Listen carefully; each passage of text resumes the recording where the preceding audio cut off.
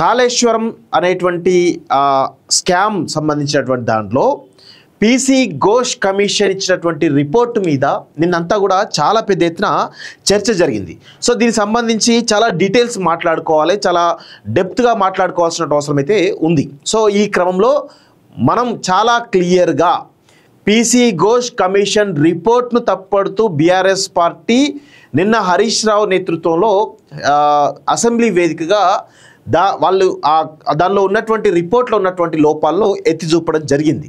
So అదేవిధంగా హరీష్ రావుకు కౌంటర్గా ఇటు రేవంత్ రెడ్డి కావచ్చు, లేకపోతే ఇప్పుడు ప్రస్తుతం ప్రభుత్వంలో ఉన్నటువంటి క్యాబినెట్లో ఉన్నటువంటి 10 మంది మంత్రులందరూ కూడా చాలా పెద్ద ఎత్తున ఆ కౌంటర్స్ ఎన్కౌంటర్స్ చాలా ఇవ్వడం జరిగింది. ఒక హెల్దీ డిబేట్ అయితే జరిగింది.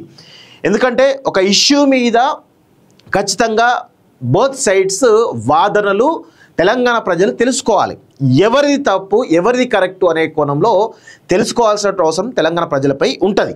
సో కన్క్లూజన్ ఏంటి అంటే కాళేశ్వరం అనేటువంటి స్కామ్ అనేది ఈరోజు మనం అందరం చూస్తూ ఉన్నాం. కాళేశ్వరం రిపోర్ట్ ఏదైతే ఉందో దానికి సంబంధించినటువంటి ఆ రిపోర్టు బేస్ చేసుకొని నిన్న ముఖ్యమంత్రి రేవంత్ రెడ్డి గారు సిబిఐకి అప్పచెప్పడం జరిగింది.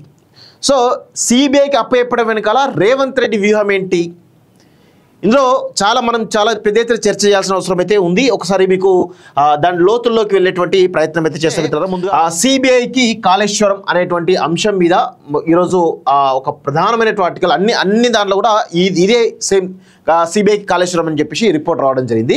ప్రాజెక్టుపై విచారణ కేంద్ర దర్యాప్తు సంస్థకు అప్పగిస్తూ శాసనసభ నిర్ణయం అంటూ చూస్తూ ఉన్నాం. సో ఇక్కడ కొన్ని విషయాలు మనం మాట్లాడుకోవాల్సిన అవసరం అయితే ఉంది. కాళేశ్వరం సంబంధించినటువంటి ఆ రిపోర్ట్ ఏదైతే ఉందో కాళేశ్వరం స్కామ్ సంబంధించిన దానికి సిబిఐకి ఇవ్వడం వెనకాల రేవంత్ రెడ్డి వ్యూహాన్ని మనం ఒక్కసారి బట్టబయలు చేయాల్సిన అవసరం అయితే ఉంది. దీని అసలు నిన్న చర్చ పెట్టడం గల కారణం ఏంటి, దాని అసలు దేని గురించి ఈ చర్చను తీసుకొచ్చి ఇంకేమైనా ఇష్యూస్ డైవర్ట్ చేశారనేది కూడా మీకు నేను తర్వాత చెప్పేటువంటి ప్రయత్నం చేస్తా. సో ఇప్పుడు కాళేశ్వరం కమిషన్ సంబంధించిన దానిలో PC Ghosh commission already report ఇవ్వడం జరిగింది. ఆ రిపోర్ట్ ఆధారంగా ఈరోజు రేవంత్ రెడ్డి ప్రభుత్వం కేసీఆర్ మీద చర్యలు తీసుకోవడానికి అవకాశం అయితే చాలా స్పష్టంగా ఉంది. ఎందుకు రేవంత్ రెడ్డి చర్యలు తీసుకోకపోవడం లేదు అనేదానికి చాలా రకాల కారణాలు ఉన్నాయి. దీనిలో ఇప్పుడు కేసీఆర్ను కానీ లేకపోతే హరీష్ రావును కానీ అరెస్ట్ చేస్తే ఖచ్చితంగా బీఆర్ఎస్ పార్టీకి ముఖ్యంగా కేసీఆర్కి ఆల్రెడీ తెలంగాణ సమాజంలో కొంతమేర ఈ కాంగ్రెస్ పార్టీ ప్రభుత్వం మీద వస్తున్నటువంటి నెగిటివిటీ ఏదైతుందో అది కాస్త కొంచెం వీళ్లకు ప్లస్ అయ్యేటువంటి అవకాశాలు కనబడుతూ ఉన్నాయి. ఈ క్రమంలో కేసీఆర్ను కానీ హరీష్ రావును కానీ అరెస్ట్ చేయగలిగితే ఖచ్చితంగా కేసీఆర్ మీద సింపతి చాలా పెద్ద ఎత్తున వచ్చేటువంటి అవకాశం అయితే ఉంటుంది. ఎగ్జాంపుల్ నేను చెప్తా. గతంలో రేవంత్ రెడ్డిని అరెస్ట్ చేసినప్పుడు కేసీఆర్ ఎక్స్పెక్ట్ చేయలేదు రేవంత్ రెడ్డి తెలంగాణ రాష్ట్రంలో ఒక ప్రతిపక్షంగా కేసీఆర్కి అగనెస్ట్గా అదే స్థాయిలో నిలబడతారని చెప్పేసి కేసీఆర్ ఏనాడు కూడా ఎక్స్పెక్ట్ చేయలేదు. ఈవెన్ తీన్మార్ మల్లన్న విషయంలో కూడా క్యూన్యూస్ పైన దాడి జరిగినప్పుడు కూడా ఆయన ఇంత పెద్ద ఎత్తున ఎమ్మెల్సీ అవుతాడని చెప్పేసి కేసీఆర్ అనుకోలేదు. కానీ అరెస్ట్ చేయడం వల్ల ఈరోజు సింపతి పెరిగిపోయింది. ఇప్పుడు రేవంత్ రెడ్డి కూడా ఆయనకి ఇవన్నీ తెలుసు, జిమ్మిక్స్ అన్నీ తెలుసు కాబట్టి ఇప్పుడు రేవంత్ రెడ్డి కనుక రేవంత్ రెడ్డి ప్రభుత్వం కనుక కేసీఆర్ అరెస్ట్ చేస్తే ఇమీడియట్గా తెలంగాణ సమాజంలో కేసీఆర్కు సింపతి వస్తుంది. 100% సింపతి రావడానికి అవకాశం అయితే ఉంటుంది. సో ఈ సింపతి అనేది ఖచ్చితంగా ఓటు రూపంలో డైవర్ట్ అయ్యి ఖచ్చితంగా కాంగ్రెస్ పార్టీ మీద నెగిటివిటీ ఎక్కువైపోయి తెలంగాణ సమాజంలో మళ్ళీ బీఆర్ఎస్ పార్టీ పొరుడు పోసుకునే అవకాశం ఉంటుంది. కాబట్టి ఈ క్రమంలో రేవంత్ రెడ్డికి తన చేతికి మట్టి అంటకుండా ఈ యొక్క అంశాన్ని సిబిఐకి అప్పచెప్పిండు. సో ఇప్పుడు సిబిఐకి అప్పచెప్పడం వల్ల తన చేతికి మట్టి అంటకుండా ఈ బాల్ ఏదైతే ఉందో బీజేపీ కోర్టులో వేసిండు. ఇప్పుడు గతంలో బీజేపీ ఏం చేసింది, కాళేశ్వరం కేసీఆర్కు ఏటీఎం అని చెప్పేసి అమిత్ షా నుంచి మొదలుపెట్టుకుని మోడీ నుంచి మొదలుపెట్టుకుంటే ప్రతి ఒక్కరు కూడా మాట్లాడారు. సో ఇప్పుడు ఈ క్రమంలో ఇప్పుడు కాళేశ్వరం కేసీఆర్కు ఏటీఎం అన్నటువంటి ఇప్పుడు అమిత్ షా కానీ లేకపోతే మోడీ కానీ ఇప్పుడు ఈ సిబిఐకి అప్పగిస్తే సిబిఐ కనుక చర్యలు తీసుకుంటే మరి వీళ్ళను అరెస్ట్ చేస్తుందా అనేది ఇప్పుడు బీజేపీ కోర్టులో బాల్ వేసిండు ఎవరు రేవంత్ రెడ్డి చాలా స్ట్రాటజికల్గా. సో దీనిలో భాగంగా ఇప్పుడు తన చేతికి ఇప్పుడు ఒకవేళ కేసీఆర్ను కనుక సిబిఐ ఎంక్వైరీ చేసి అరెస్ట్ చేసినా కానీ రేవంత్ రెడ్డి చేతికి మట్టి అంటకుండా కేంద్రం మీద నెగిటివిటీ వచ్చేటువంటి అవకాశం అయితే ఉంటుంది. సో ఈ కోణంలో ఇటు బీజేపీ పైన ఇప్పుడు బీజేపీని రేపు వద్దున మేము సిబిఐకి ఇచ్చినాం కదా. గతంలో కిషన్ రెడ్డి కూడా ఒక సందర్భంలో అన్నాడు, మీరు పీసీ ఘోష్ కాళేశ్వరం సంబంధించినటువంటి ఈ స్కామ్ ఏదైతుందో సిబిఐకి అప్పగించండి, ఫోన్ ట్యాపింగ్ సిబిఐకి అప్పగించండి అని అన్నారు కదా. సో మరి ఈ క్రమంలో మోడీ అమిత్ షాలు కానీ ముఖ్యంగా ఇక్కడ ఉన్నటువంటి కేంద్ర మంత్రులు బండి సంజయ్ కానీ కిషన్ రెడ్డి కానీ వీళ్ళు కాళేశ్వరం దానిపైన సిబిఐ ఎంక్వైరీకి పిలిపిస్తే వాళ్ళు కనుక ఆదేశాలు జారీ చేస్తే మరి ఈ యొక్క అరెస్టులు జరుగుతాయా లేవా అనేది వేచి చూడాల్సిన అవసరం అయితే ఉంది. అందుకే చాలా తెలివిగా ఒకవేళ అరెస్ట్ చేయకపోతేనేమో బీజేపీని నిందించడానికి అవకాశం ఉంటుంది, అది రేవంత్ రెడ్డికి ఒక అస్త్రంగా మారేటువంటి అవకాశం ఉంటుంది. ఇటు బీఆర్ఎస్ని కూడా ఇప్పుడు ఆల్రెడీ బీఆర్ఎస్ని కావాల్సినంత డ్యామేజ్ చేసి పడేసిన తెలంగాణ సమాజంలో ఒక రకమైనటువంటి కేసీఆర్ ఫ్యామిలీ అంటేనే కుంభకోణాల ఫ్యామిలీ అనేది చాలా స్పష్టంగా చెప్పేసిండు రేవంత్ రెడ్డి. ఆ చర్చ కూడా జరుగుతూ ఉంది. ఎందుకంటే ఇటు కాళేశ్వరం సంబంధించిన విషయంలో కావచ్చు, లేకపోతే ఈ కార్ రేస్ విషయంలో కావచ్చు, లేకపోతే ఫోన్ ట్యాపింగ్ విషయంలో కావచ్చు, మిగతా అంశాలు ఏవైతే ఉన్నాయో వాటన్నింటినీ కూడా ప్రజల ముందు అన్ని నిజానిజాలు పెట్టేసి వాళ్ళు కేసీఆర్ కుటుంబం అనగానే కుంభకోణాల కుటుంబం అనేది చాలా స్పష్టంగా ఒక చర్చ పెట్టేసి ఇప్పుడు వస్తున్నటువంటి కాంగ్రెస్ ప్రభుత్వం మీద వస్తున్న నెగిటివిటీ ఏదైతే ఉందో దాన్ని కాస్త వీళ్ళని డ్యామేజ్ చేయడం ద్వారా కొంత పదిలంగా ఉండేటువంటి ప్రయత్నం రేవంత్ రెడ్డి చాలా స్పష్టంగా చేస్తున్నది చాలా స్పష్టంగా అయితే నేనైతే చెప్పగలను. సో ఇది ఖచ్చితంగా ఒకే దెబ్బకు రెండు పిట్టల్లాగా రేవంత్ రెడ్డి ఇటు బీజేపీని ఇరకాటంలో పెట్టే ప్రయత్నం చేస్తున్నాడు, అదేవిధంగా ఇటు బీఆర్ఎస్ను కూడా ఇరకాటంలో పెట్టేటువంటి ప్రయత్నం చాలా స్పష్టంగా చేస్తున్నట్టు అర్థమవుతుంది. ఒక పొలిటికల్ గేమ్. నిజంగా ఒకవేళ కేసీఆర్ వీళ్ళు చేసింది కాళేశ్వరంలో చేసింది అవినీతి అనేది చాలా స్పష్టంగా తెలిసిపోయినప్పుడు మరి రేవంత్ రెడ్డి చర్యలు తీసుకోవచ్చు కదా అనుకుంటే తీసుకోడు. ఎందుకంటే ఆయనకు మట్టంటకుండా చేసేటువంటి ఒక ప్రయత్నం చేస్తూ ఒక రాజకీయం ఆడేటువంటి ప్రయత్నం చేస్తున్నట్టు చాలా స్పష్టంగా అర్థమవుతా ఉంది. సో ఇక్కడ చూడండి, రీడిజైన్ పేరుతో కేసీఆర్ 1,00,000 కోట్లు కొల్లగొట్టారు. మరి రీడిజైన్ పేరుతో 1,00,000 కోట్లు కొల్లగొట్టారని చెప్పి అసెంబ్లీ వేదికగా నిన్న రేవంత్ రెడ్డి చెప్పినప్పుడు మళ్ళీ 1,00,000 కోట్లు కొల్లగొట్టినప్పుడు నీకు అధికారం ఉంది, ముఖ్యమంత్రి కదా, మరి ఖచ్చితంగా మరి వీళ్ళందరిపైన చర్యలు తీసుకోవాలి కదా. ఎందుకు సిబిఐకి ఎందుకు ఇవ్వాలి?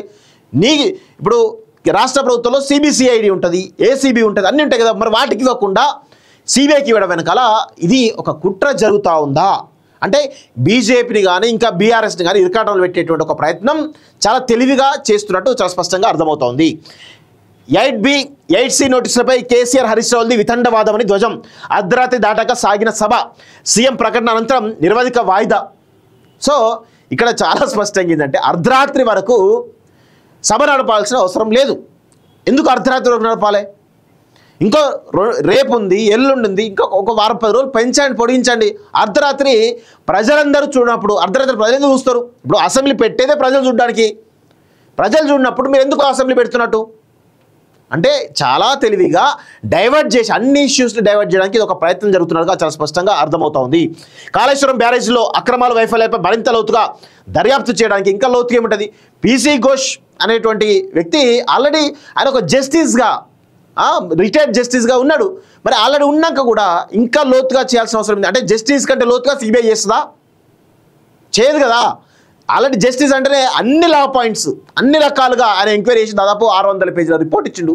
ఇంకా దానిలో లోతుగా చర్చించాల్సిన అవసరం ఏమున్నది? దానిలో లోతుగా ఇంకా విచారణ చేయాల్సిన అవసరం ఏమున్నది? అలా నీ దగ్గర రిపోర్ట్ ఉన్నప్పుడు ఎందుకు చర్యలు తీసుకోవడం లేదు అనేది ఒకసారి తెలంగాణ సమాజం కూడా ఆలోచించుకోవాలి.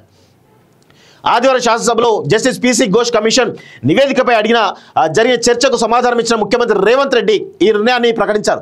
కాళేశ్వరం ప్రాజెక్ట్ నిర్మాణంలో అంతరాష్ట్ర ప్రభుత్వాలు కేంద్ర ప్రభుత్వ సంస్థలైనటువంటి ఆర్ఈసీ పిఎఫ్సి భాగస్వామ్యమై ఉన్నాయని, అందుకే ఈ కేసును సిబిఐకి అప్పగించడం సముచితమని శాసనసభ భావిస్తోంది. సో ఎందుకు వాళ్ళు తప్పు చేసినా వాళ్ళపైన కూడా చర్యలు తీసుకోవాలి. ఇప్పుడు సిడబ్ల్యూసీ తప్పు చేసింది అంటున్నారు, ఆర్ఈసీ తప్పు చేసింది అంటున్నారు, అదేవిధంగా పిఎఫ్సి భాగస్వామ్యం అంటున్నారు, ఎన్విరాన్మెంటల్ అంటున్నారు, ఇంకా చాలా రకాల డిపార్ట్మెంట్స్ ఉన్నాయి కదా జాతీయ సంస్థలు. మరి వాటిని కూడా తప్పుపడుతున్నప్పుడు మరి వాటిపైన కూడా చర్యలు తీసుకోవడానికి ప్రయత్నాలు చేయాలి. ఇప్పుడు వాటిని ముందుగా బూచిగా చూపించి ఇవన్నీ కేంద్ర సంస్థలు ఉన్నాయి కాబట్టి మేము ఇవ్వము అనేది ఇది పద్ధతి కాదు అనేది చాలా స్పష్టంగా గుర్తుపెట్టుకోవాలి. సో ఊరు పేరు అంచనాలు మార్చి దోచుకున్నారని శిక్షించాలని కోరుకున్నట్లు ఆయన తెలిపారు. ప్రాజెక్టులో అక్రమాలపై ఇప్పటివరకు నివేదికలు ఇచ్చినటువంటి NDSA, vigilance, CAG, justice Ghosh commission గిన్ని ఉన్నాయి. ఎన్డీఎస్ఏ రిపోర్ట్ ఉంది, విజిలెన్స్ రిపోర్ట్ ఉంది, కాగ్ రిపోర్ట్ ఉంది, జస్టిస్ ఘోష్ కమిషన్ రిపోర్ట్ ఉంది. ఇన్ని కాదని మళ్ళీ సిబిఐకి ఇస్తా ఉన్నారు. అంటే ఇంత ఘోరాతి ఘోరమైనటువంటి ప్రయత్నం ఉందో ఒకసారి చూడండి. గత ప్రభుత్వాన్ని నాటి ప్రభుత్వ పెద్దల్ని తప్పు పట్టాయన్నారు. తమ పరిధిలో ఉన్న ఏ సంస్థ దర్యాప్తు చేసినా తమ చిత్తశుద్ధిని శంకిస్తారని అందుకే శశభిషలకు తావు లేకుండా కేసు సిబిఐకి అప్పగిస్తున్నట్లు ప్రకటించారు. ఆదివారం అర్ధరాత్రి దాటాక సాగిన సీఎం ప్రకటన అనంతరం నివేదికంగా వాయిదా పడింది. రాష్ట్రానికి గుదిబండగా మార్చారు అంటూ చూస్తూ ఉన్నాం. సో ఇటు బీఆర్ఎస్ పార్టీ ఏం చేస్తూ ఉంది, తుమ్మిడిహట్టి దగ్గర ఉన్నటువంటి ప్రాజెక్ట్ని, తుమ్మిడిహట్టి దగ్గర వయబిలిటీ లేదు, అక్కడ మహారాష్ట్ర ప్రభుత్వం ఆంక్షలు పెట్టింది, అభ్యంతరాలు తెలుపుతుంది కాబట్టి మేము మేడిగడ్డకు మార్చారని చెప్పేసి బీఆర్ఎస్ పార్టీ చెప్తా ఉన్నారు. అది కూడా 11,000 కోట్ల రూపాయలు ఖర్చు పెట్టిన తర్వాత. సో ఇప్పుడు సరే కాళేశ్వరం మీద 1,10,000 కోట్లు పెట్టి కట్టిరని చెప్పేసి అంటారు. అందులో మేడిగడ్డ బ్యారేజెస్ ఏవైతే ఉన్నాయో అవన్నీ కూలిపోయినాయి, కుంగిపోయినాయి అని చెప్పేసి అంటున్నారు కదా. మరి వీళ్ళు గత 2 సంవత్సరాల కాలంగా ఈ ప్రభుత్వం దాన్ని ఎందుకు మరమ్మతులు చేయకుండా ఎందుకు ఆపుతా ఉంది? వాళ్ళు గతంలో ఉన్నటువంటి వాళ్ళేమో అట్లా చేసిరు, ఇప్పుడు మీరేమో ఇట్లా చేస్తున్నారు. అంటే మీకు కేసీఆర్కు తేడా ఏమున్నది? ఏమన్నా ఉన్నదా? ఏమీ కనబడతలేదు. అంటే చాలా జాగ్రత్తగా గమనించాల్సిన అవసరం అయితే ఉంది. ఏ విధంగా ప్రజలను మభ్యపెట్టడానికే ఈ నాయకులందరూ కలిసి ప్రజల్ని దోచుకుంటా ఉన్నారు, అది చాలా స్పష్టంగా అర్థమవుతుంది. మళ్ళా తుమ్మిడిహట్టి దగ్గర గట్టాలు మళ్ళొక వాదన తీసుకొస్తా ఉన్నారు వీళ్ళంతా. ఏంది అంటే ప్రజల సొమ్మును మీ అప్పనంగా మీ ఇష్టారీతిని దోచుకుంటా అంటే ఇక్కడ ఎవరు మాట్లాడాలనుకుంటారా? బరాబర్ మాట్లాడతారు. అలాంటి వాళ్ళు ఉన్నాం కదా, మాట్లాడతాం కదా. సో వైఫల్యానికి కారణం కేసీఆర్, నివేదికలో పేర్కొన్న జస్టిస్ బీసీ ఘోష్ కమిషన్. వైఫల్యానికి కారణం కేసీఆర్ అని చెప్పేసి జస్టిస్ పీసీ ఘోష్ కమిషన్ చెప్పినప్పుడు మీరు ఖచ్చితంగా కేసీఆర్ని అరెస్ట్ చేయాలి కదా. ఎందుకు అరెస్ట్ చేస్తలేరు? ఎందుకు సిబిఐకి చేయాల్సిన అవసరం ఏంది అంటే ఇవన్నీ గమనిస్తే చాలా స్పష్టంగా రేవంత్ రెడ్డి తెలివిగా బిహేవ్ చేసే ప్రయత్నం చేస్తున్నాడు. ఇలాంటి అన్నీ కూడా వాళ్ళకి బూమరాంగ్ అవుతాయి, ఖచ్చితంగా బూమరాంగ్ అయ్యే అవకాశం కూడా ఉంటుంది. సో కాళేశ్వరం బ్యారేజ్ల ప్రతి అంశంలోనూ జోక్యం చేసుకుని వెళ్ళండి, చట్ట ప్రకారం ఆయనపై చర్య తీసుకునే స్వేచ్ఛ ప్రభుత్వానికి ఉందని వ్యాఖ్య. హరీష్ రావు ఈటలను తప్పట్టిన కమిషన్ అంటూ చూస్తున్నాం. హరీష్ రావు ఈటలు ఏమున్నది అందులో? ఇప్పుడు ఉన్నటువంటి ప్రభుత్వంలో క్యాబినెట్ మంత్రులు ఉన్నారు, తుమ్మల నాగేశ్వరరావు ఉన్నాడు, అదేవిధంగా జూపల్లి కృష్ణారావు లాంటి వాళ్ళు ఉన్నారు కదా. మరి వాళ్ళు కూడా అప్పుడున్నట్టు ప్రభుత్వంలో భాగస్వాములే కదా, వాళ్ళని కూడా తప్పు పట్టాలి కదా. ఎందుకంటే ఈ క్యాబినెట్ అప్రూవల్ లేకుండా ఇవన్నీ జరగలేదు. క్యాబినెట్ అప్రూవల్ ఉంది దానికి, మరి అప్రూవల్ బయట ఎందుకు పడతలేరు? మరి వాళ్ళిద్దరిపైన కూడా ఆ మంత్రులు ఎవరితో వాళ్ళపైన కూడా ఉండాలి కదా. గతంలో వాళ్ళందరూ దోషులే, కానీ ఇది అంత తెలివిగా ఏంటంటే ఒక రకంగా కొంతమంది డ్యామేజ్ చేయడం ద్వారా మేము లబ్ధి పొందొచ్చు అనేటువంటి ఒక ప్రయత్నం జరుగుతూ ఉంది. దాన్ని ప్రజలందరూ గమనించరా? ఖచ్చితంగా ప్రజలు అన్నీ గమనిస్తూనే ఉంటారు. బురదల్లెందుకే జస్టిస్ ఘోష్ నివేదిక కోర్టులో స్టే వస్తుందనే అత్యవసరంగా అసెంబ్లీలో పెట్టారు. 650 పేజీల నివేదికపై అరగంటలో మాట్లాడాలా? మహారాష్ట్ర 152 మీటర్లకు ఒప్పుకోలేదు. దానికి తోడు నీళ్లు సరిపోవన్న కేంద్రం సూచనతో మేడిగడ్డకు మార్చాం. కాళేశ్వరం నివేదికపై హరీష్ రావు మహారాష్ట్ర 152 మీటర్లకు ఒప్పుకోదు కాబట్టి మేడిగడ్డకు వచ్చారని చెప్పేసి అంటా ఉన్నారు. మరి ఇక్కడ చాలా రకాల అంశాలు ఉంటాయి. ఇప్పుడు తుమ్మిడిహట్టి దగ్గర మహారాష్ట్ర ప్రభుత్వం అభ్యంతరాలు తెలిపింది వాస్తవం. 152 మీటర్ల దగ్గర కడితే అక్కడ ముంపు గురవుతాం కాబట్టి వద్దు అని చెప్పేసి అభ్యంతరాలు తెలిపారు. దాని మీద ఒక కమిటీ కూడా వేసారు. ఆ కమిటీ రిపోర్ట్ రాకముందే వీళ్ళు మేడిగడ్డకు మార్చారు. అంటే చాలా తెలివిగా ఇటు వీళ్ళు అటు వాళ్ళు ఇద్దరు కూడా అదే దొంగల్లాగా వ్యవహరిస్తూ ఉన్నారు తప్ప ఏది కనబడతలేదు ఇక్కడ. కాంగ్రెస్ బీఆర్ఎస్ల మ్యాచ్ ఫిక్స్లా కాళేశ్వరం వేదిక అంటూ చూస్తూ ఉన్నాం. సరే ఇప్పుడు వీళ్ళు కూడా బీజేపీ కూడా ఏం చేస్తారు? ఇప్పుడు కాళేశ్వరం మంచిది అనుకో, దానికి సిబిఐ కేసారు. మరి వీళ్ళు ఏం చేస్తారో చూద్దాం. వీళ్ళు ఏం లేదు, ఇదంతా కూడా ఏంటంటే కొన్ని సంవత్సరాల పాటు, కొన్ని రోజుల పాటు, కొన్ని నెలల పాటు ఒక రకమైనటువంటి బురద జల్లేటువంటి ప్రయత్నం, లేకపోతే నెగిటివిటీ తీసుకొచ్చేటువంటి ప్రయత్నం, వాళ్ళ మీద ఒక రకమైనటువంటి అవినీతి ముద్ర వేసేటువంటి ప్రయత్నం బలంగా జరుగుతూ ఉంది.